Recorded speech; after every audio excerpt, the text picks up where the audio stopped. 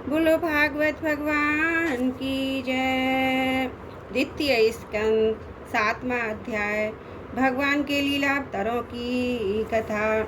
ब्रह्मा जी कहते हैं, अनंत भगवान ने प्रलय के जल में डूबी पृथ्वी का उद्धार करने के लिए समस्त यज्ञ में बड़ा शरीर ग्रहण किया था। आदि दैत्य हिरणाक्ष जल के अंदर ही लड़ने के लिए उनके सामने आए।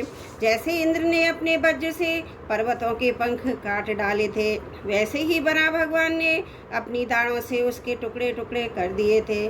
फिर उन्हीं प्रभु ने रुचि नामक प्रजापति की पत्नी आकुति के गर्भ से स्वयं के रूप में अवतार ग्रहण किया। उस अवतार में उन्होंने दक्षिणा नाम की पत्नी से स्वम नाम के देवताओं को उत्पन्न किया और तीनों लोकों के बड़े बड़े संकट हर लिए। इसी से स्वाभुम मनु ने उन्हें हरि के नाम से पुकारा। नारद कर्दम प्रजापति के घर देवहूति के गर्भ से 9 बहनों के साथ भगवान ने कपिल के रूप में अवतार ग्रहण किया। उन्होंने अपनी माता को उस आत्मज्ञान का उपदेश किया जिससे वे इसी जन्म में अपने हृदय के संपूर्ण मल, तीनों गुणों की आसक्ति का सारा कीचड़ धोकर कपिल भगवान के वास्तविक स्वरूप को प्राप्त हो गईं।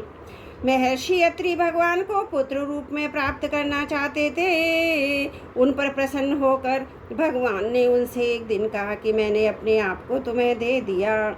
इसी से अवतार लेने पर भगवान का नाम दत्तात्रेय पड़ा। उनके चरण कमलों के पराग से अपने शरीर को पवित्र करके राजा यदु और सहस्त्रार्जुन आदि ने योग की भोग और मोक्ष दोनों ही सिद्धियां प्राप्त की। नारद सृष्टि के प्रारंभ में मैंने विविध लोगों को रचने की इच्छा से तपस्या की। मेरे इस अखंड तप से प्रसन्न होकर उन्होंने तप अर्थ वाले सन नाम से युक्त होकर सनक, सनंदन, सनातन और सनत कुमार के रूप में अवतार ग्रहण किया। इस अवतार में उन्होंने प्रलय के कारण पहले कल्प के भूले हुए आत्मज्ञान का ऋषियों के प्रति यथावत उपदेश किया, जिससे उन लोगों ने तत्काल परम तत्व का अपने हृदय में साक्षात्कार कर लिया। धर्म की पत्नी दक्ष कन्या मूर्ति के गर्भ से वे नर नारायण के रूप में प्रकट हुए। उनकी तपस्या का प्रभाव उन्हीं के जैसा है। इंद्र की भेजी हुई काम की सेना अप्सराएं उनके सामने जाते ही अपना स्वभाव खो बैठी। वे अपने हाथ भाव से आत्मस्वरूप भगवान की तपस्या में विघ्न नहीं डाल सकी। नारद, शंकर आदि महानुभाव अपनी रोष भरी दृष्टि से कामदेव को जला देते हैं, परंतु अपने आप को जलाने वाले असह क्रोध को वे नहीं जला पाते। वही क्रोध नर नारायण के निर्मल हृदय में प्रवेश करने के लिए पहले ही डर के मारे कांप जाता है, फिर भला उनके हृदय में काम का प्रवेश तो हो ही कैसे सकता है। अपने पिता राजा उत्तानपाद के पास बैठे हुए 5 वर्ष के बालक ध्रुव को उनकी सौतेली माता सुरुचि ने अपने वचन वाणों से भेद दिया था। इतनी छोटी अवस्था होने पर भी वे उस ग्लानि से तपस्या करने के लिए वन में चले गए। उनकी प्रार्थना से प्रसन्न होकर भगवान प्रकट हुए और उन्होंने ध्रुव को ध्रुव पद का वरदान दिया। आज भी ध्रुव के ऊपर नीचे प्रदक्षिणा करते हुए दिव्य महर्षिगण उनकी स्तुति करते रहते हैं। कुमारगामी वैन का ऐश्वर्य और पौरुष ब्राह्मणों के हुंकार रूपी वज्र से जलकर भस्म हो गया। वह नरक में गिरने लगा। ऋषियों की प्रार्थना पर भगवान ने उसके शरीर मंथन से पृथु के रूप में अवतार धारण कर उसे नरकों से उबारा और इस प्रकार पुत्र शब्द को चरितार्थ किया। उसी अवतार में पृथ्वी को गाय बनाकर उन्होंने उनसे जगत के लिए समस्त औषधियों का दोहन किया। राजा नाभि की पत्नी सुदेवी के गर्भ से भगवान ने ऋषभ देव के रूप में जन्म लिया। इस अवतार में समस्त आसक्तियों से रहित होकर अपनी इंद्रियां और मन को अत्यंत शांत करके एवं अपने स्वरूप में स्थित होकर समदर्शी के रूप में उन्होंने जड़ों की भांति योगचर्या का आचरण किया। इस स्थिति को महर्षि लोग परमहंस पद अथवा अवधूत चर्या कहते हैं। इसके बाद स्वयं उन्हें यज्ञ पुरुष मेरे यज्ञ में सवर्ण के समान कांति वाले है ग्रीव के रूप में अवतार ग्रहण किया। भगवान का यह विग्रह वेद में, यज्ञ में और सर्वदेव में है। उन्हीं की नासिका से श्वास के रूप वेदवाणी प्रकट हुई। चाक्षुष मनमंत्र के अंत में भावी मनु सत्यव्रते मत्स्य रूप में भगवान को प्राप्त किया था। उस समय पृथ्वी रूप नौका के आश्रय होने के कारण वे ही समस्त जीवों के आश्रय बने। प्रलय के उस भयंकर जल में मेरे मुख से गिरे हुए वेदों को लेकर वे उसी में विहार करते रहे। जब मुख्य मुख्य देवता और दानव अमृत की प्राप्ति के लिए क्षीर सागर को मथ रहे थे, तब भगवान ने कच्छप के रूप में अपनी पीठ पर मंदराचल धारण किया। उस समय पर्वत के घूमने के कारण उसकी रगड़ से उनकी पीठ की खुजलाहट थोड़ी मिट गई, जिससे वे कुछ क्षणों तक सुख की नींद सो सके। देवताओं का महान भय मिटाने के लिए उन्होंने नरसिंह का रूप धारण किया। फड़कती हुई भौं और तीखी दाढ़ों से उनका मुख बड़ा भावना लगता था। हिरण्याकश्यप उन्हें देखते ही हाथ में गदा लेकर उन पर टूट पड़ा।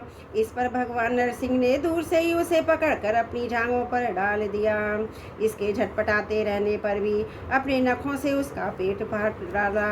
बड़े भारी सरोवर में महाबली ग्रह ने गजेंद्र पैर पकड़ लिए। जब बहुत थक कर वह घबरा गया था, उसने अपनी सूंड में कमल लेकर भगवान को पुकारा। हे आदि पुरुष, हे समस्त लोकों के स्वामी, हे श्रवण मात्र से कल्याण करने वाले। उसकी पुकार सुनकर अनंत शक्ति भगवान चक्रपाणि गरुड़ की पीठ पर चढ़कर वहां आए और अपने चक्र से उन्होंने ग्राह का मस्तक उखाड़ डाला। इस प्रकार कृपा परवश भगवान ने अपने शरणागत गजेंद्र की सूंड पकड़कर उस विपत्ति से उसका उद्धार किया। भगवान वामन अदिति के पुत्रों में सबसे छोटे थे, परंतु गुणों की दृष्टि से वे सबसे बड़े थे, क्योंकि यज्ञ पुरुष भगवान ने इस अवतार में बलि के संकल्प छोड़ते ही संपूर्ण लोगों को अपने चरणों से ही नाप लिया था। वामन बनकर उन्होंने 3 पग पृथ्वी के बहाने बलि से सारी पृथ्वी ले ली थी, परंतु इससे यह बात सिद्ध कर दी कि सन्मार्ग पर चलने वाले पुरुषों को याचना के सिवा और किसी उपाय से समर्थ पुरुष भी अपने स्थान से नहीं हटा सकते, ऐश्वर्य से च्युत नहीं कर सकते। दैत्यराज बलि ने अपने सिर पर स्वयं वामन भगवान का चरणामृत धारण किया था। ऐसी स्थिति में उन्हें जो देवताओं के द्वारा इंद्र की पदवी मिली, इसमें कोई बालिका पुरुषार्थ नहीं था। अपने गुरु शुक्राचार्य के मना करने पर भी वे अपनी प्रतिज्ञा के विपरीत कुछ भी करने को तैयार नहीं हुए, और तो क्या भगवान का तीसरा पग पूरा करने के लिए उनके चरणों में सिर रखकर उन्होंने अपने आप को भी समर्पित कर दिया। नारद, तुम्हारे अत्यंत प्रेम भाव से परम प्रसन्न होकर हंस के रूप में भगवान ने तुम्हें योग ज्ञान आत्म तत्व को प्रकाशित करने वाले भागवत धर्म का उपदेश किया। वह केवल भगवान शरणागत भक्तों को ही सुगमता से प्राप्त होता है। वे ही भगवान स्वाभूम आदि मनवंतरों में मनु के रूप में अवतार लेकर मनुवंश की रक्षा करते हुए 10 दिशाओं में अपने सुदर्शन चक्र के समान तेज से बेरोक टोक निष्कंटक राज्य करते हैं। तीनों लोकों के ऊपर सत्यलोक तक उनके चरित्रों की कमनीय कीर्ति फैल जाती है। उसी रूप में वे समय समय पर पृथ्वी के भारभूत दुष्ट राजाओं का दमन भी करते रहते हैं। स्वनाम धन्य भगवान धन्वंतरी अपने नाम से बड़े बड़े रोगियों के रोग तत्काल नष्ट कर देते हैं। उन्होंने अमृत पिलाकर देवताओं को अमर कर दिया और दैत्यों के द्वारा हरण किए हुए उनके यज्ञ भाग उन्हें फिर से दिला दिए। उन्होंने ही अवतार लेकर संसार में आयुर्वेद का प्रवर्तन किया। जब संसार में ब्राह्मण दोरी आर्य मर्यादा का उल्लंघन करने वाले नारकीय क्षत्रिय अपने नाश के लिए देववश बढ़ जाते हैं और पृथ्वी के कांटे बन जाते हैं, तब भगवान महापराक्रमी परशुराम के रूप में अवतीर्ण होकर अपनी तीखी धार वाले फरसे से 21 बार उनका संहार करते हैं। मायापति भगवान हम पर अनुग्रह करने के लिए अपनी कलाओं भरत शत्रुघ्न लक्ष्मण के साथ श्री राम के रूप से इक्ष्वाकु के वंश में अवतीर्ण होते हैं। इस अवतार में अपने पिता की आज्ञा का पालन करने के लिए अपनी पत्नी और भाई के साथ में वे वन में निवास करते हैं। उसी समय उनमें विरोध करके रावण उनके हाथों मरता है।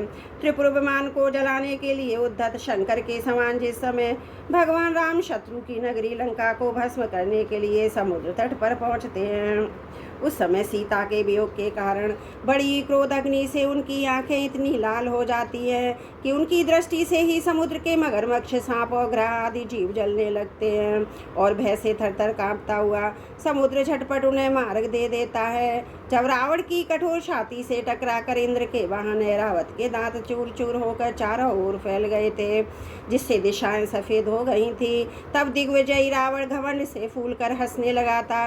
वही रावण जब श्री रामचंद्र जी की पत्नी सीता को चुरा कर ले जाता है और लड़ाई के मैदान में उनसे लड़ने के लिए गर्वपूर्वक आता है, तब भगवान श्री राम के धनुष की टंकार से ही उसका यह घमंड प्राणों के साथ तत्क्षण विलीन हो जाता है। जिस समय झुंड के झुंड दैत्य पृथ्वी को रौंद डालेंगे, उस समय उसका भार उतारने के लिए भगवान अपने सफ़ेद काले केश से बलराम श्री कृष्ण के रूप में कलावतार ग्रहण करेंगे। वे अपनी महिमा को प्रकट करने वाले इतने अद्भुत चरित्र करेंगे कि संसार के मनुष्य उनकी लीलाओं का रहस्य बिल्कुल नहीं समझ सकेंगे। बचपन में ही पूतना के प्राण हर लेना, 3 महीने की अवस्था में पैर उछाल कर बड़ा भारी झकड़ा उलट देना, घुटनों के बल चलते चलते आकाश को छूने वाले यमल अर्जुन वृक्षों के बीच में जाकर उन्हें उखाड़ डालना, ये सब ऐसे कर्म हैं जिन्हें भगवान के सिवा और कोई नहीं कर सकता। जब कली या नाग के विष से दूषित हुआ यमुना जल पीकर बछड़े गोप बालक मर जाएंगे, तब वे अपनी सुधामयी कृपा दृष्टि की वर्षा से उन्हें जीवित कर देंगे और यमुना जल को शुद्ध करने के लिए वे उसमें विहार करेंगे तथा विष की शक्ति से जीव लपलपाते हुए कालिया नाग को वहां से निकाल देंगे। उसी दिन रात को जब सब लोग वहीं यमुना तट पर सो जाएंगे, तब अग्नि से आसपास का मूंज का वन चारों ओर से जलने लगेगा। तब बलराम जी के साथ वे प्राण संकट में पड़े हुए ब्रजवासियों को उनकी आंखें बंद कराकर उस अग्नि से बचा लेंगे। उनकी यह लीला भी अलौकिक ही होगी। उनकी शक्ति वास्तव में अचिंत्य है। उनकी माता उन्हें बांधने के लिए जो रस्सी लाएंगी वही उनके उदर में पूरी नहीं पड़ेगी, 2 अंगुल छोटी ही रह जाएगी तथा जमाई लेते समय श्री कृष्ण के मुख में 14 भुवन देखकर पहले तो यशोदा भयभीत हो जाएंगी, परंतु फिर वे संभल जाएंगी। नंद बाबा को अजगर के भय से और वरुण के पास से छुड़ाएंगे।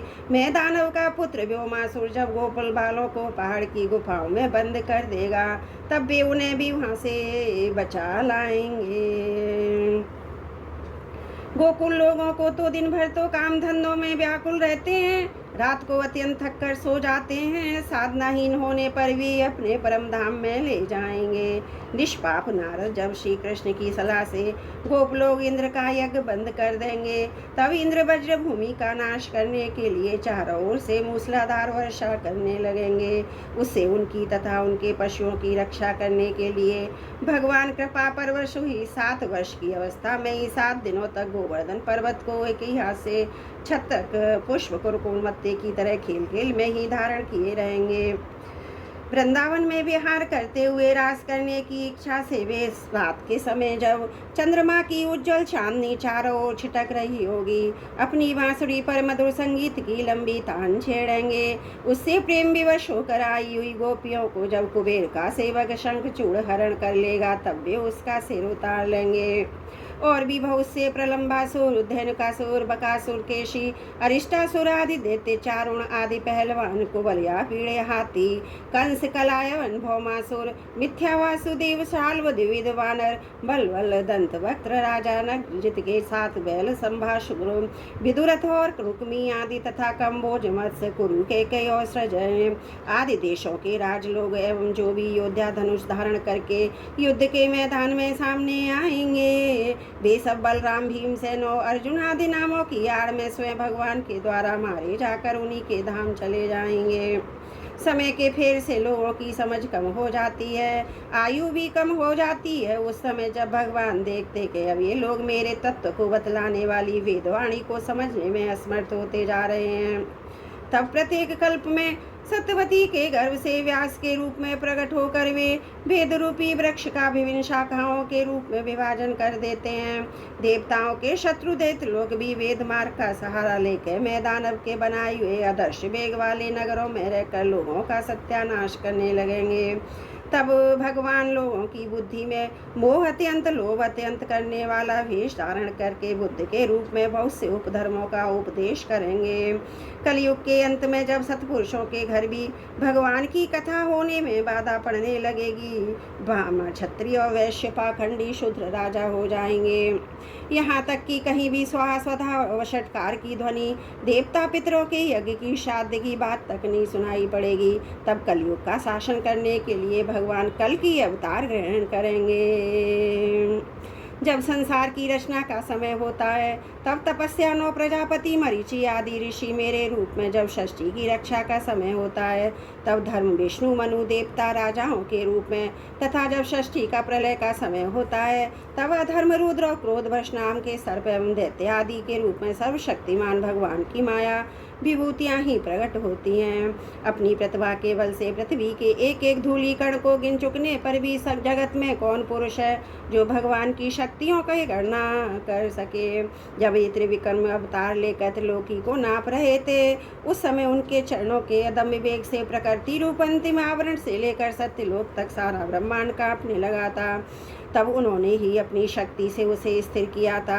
समस्त सृष्टि की रचना और संहार करने वाली माया उनकी एक शक्ति है। ऐसी ऐसी अनंत शक्तियों के आश्रय कर उनके स्वरूप को ना मैं जानता हूँ, ना मैं तुम्हारे बड़े भाई सनकादि ही, फिर दूसरों का तो कहना ही क्या है। आदिदेव भगवान शेष सहस्त्र मुख से उनके गुणों का गान करते आ रहे हैं, परंतु वे अब भी उनके अंत की कल्पना नहीं कर सके। जो निष्कट भाव से अपना सर्वस्व, अपने आप को भी उनके चरण कमलों में निछावर कर देते हैं, उन पर भी अनंत भगवान स्वयं अपनी ओर से दया करते हैं। उनकी दया के पात्र ही उनकी दुस्तर माया का स्वरूप जानते हैं और उसके पार जा पाते हैं। वास्तव में ऐसे पुरुष ही कुत्ते और सियारों के कलेवा रूप अपने पुत्र आदि के शरीर में यह मैं हूँ, यह मेरा है, ऐसा भाव नहीं करते। प्यारे नारद, परम पुरुष की इस योग माया को मैं जानता हूँ, तथा तुम लोग भगवान शंकर, दैत्य कुलभूषण प्रहलाद, शतरूपा, मनु पुत्र प्रियव्रत आदि प्राचीन वरीषु और ध्रुव भी जानते हैं। इनके सिवा इक्ष्वाकु, पुरुरवा, मुचुकुंद, जनक, गादी, रघु, अमरीश, सगर, गय, आति आदि तथा मानदाता, अलर्क, शतधन्वा, अनु, रंति देव, भीष्म, बलि, अमूर्तरय, दिलीप, सौभरी, उतंक, शिवी, देवल, पिप्पलाद, सारस्वत, उद्धव, शर, भूरिषेण एवं विभीषण, हनुमान, सुखदेव, अर्जुन, आश्रिषेण, विदुर और ऋतुदेव आदि महात्मा भी जानते हैं। जिन्हें भगवान के प्रेमी भक्तों का सा स्वभाव बनाने की शिक्षा मिली है, वे स्त्री, शूद्र, हूण, भीड़ और पाप के कारण पशु पक्षी आदि योनियों में रहने वाले भी भगवान की माया का रहस्य जान पाते हैं। इस संसार सागर से सदा के लिए पार हो जाते हैं। फिर तो जो लोग वैदिक सदाचार का पालन करते हैं, उनके संबंध में तो कहना ही क्या है। परमात्मा का वास्तविक स्वरूप एक रस शांत एवं केवल ज्ञान स्वरूप है। ना उसमें माया का अमल है, ना तो उसके द्वारा रची हुई विषमताएं हैं। वह सत और असत दोनों से परे है। किसी भी वैदिक अलौकिक शक्ति की वहाँ पर पहुँच नहीं है। अनेक प्रकार के साधनों से संपन्न होने पर कर्मों का फल भी वहाँ तक नहीं पहुँच सकता, और तो क्या स्वयं माया भी उसके सामने नहीं जा पाती, लजा कर भाग खड़ी होती है। परम पुरुष भगवान का वही परम पद है। महात्मा लोग उसी का शोक रहित अनंत आनंद स्वरूप ब्रह्म के रूप में साक्षात्कार करते हैं। संयमशील पुरुष उसी में अपने मन को समाहित करके स्थित हो जाते हैं। जैसे इंद्र स्वयं एक रूप से विद्यमान होने के कारण जल के लिए कुआं खोदने की कुदाल नहीं रखते, वैसे ही वे भेद दूर करने वाले ज्ञान साधनों को भी छोड़ देते हैं। समस्त कर्मों के फल भी भगवान ही देते हैं, क्योंकि मनुष्य अपने स्वभाव के अनुसार जो शुभ कर्म करता है वह सब उन्हीं की प्रेरणा से होता है। इस शरीर में रहने वाले पंचभूतों के अलग अलग हो जाने पर जब यह शरीर नष्ट हो जाता है, तब भी इसमें रहने वाला जन्मा पुरुष आकाश के समान नष्ट नहीं होता। बेटा नारद, संकल्प से विश्व की रचना करने वाले सर्व संपन्न श्री हरि का मैंने तुम्हारे सामने संक्षेप में वर्णन किया। जो खुद कार्य अथवा भाव अभाव यह सब भगवान से भिन्न नहीं है, फिर भी भगवान तो इससे पृथक भी हैं। भगवान ने मुझे जो उपदेश किया था वही यही भागवत है। इसमें भगवान की विभूतियों का संक्षिप्त वर्णन है। तुम इसका विस्तार करो। जिस प्रकार सबके आश्रय और सर्वस्वरूप भगवान श्री हरि में लोगों की प्रेममयी भक्ति हो, ऐसा निश्चय करके इसका वर्णन करो। जो पुरुष भगवान की अचिंत्य शक्ति माया का वर्णन या दूसरे के द्वारा किए हुए वर्णन का अनुमोदन करते हैं अथवा श्रद्धा के साथ नित्य श्रवण करते हैं, उनका चित्त माया से कभी मोहित नहीं होता। बोलो भागवत भगवान की जय। द्वितीय स्कंद 7वां अध्याय समाप्त। त्रुटियों के लिए क्षमा चाहती हूँ।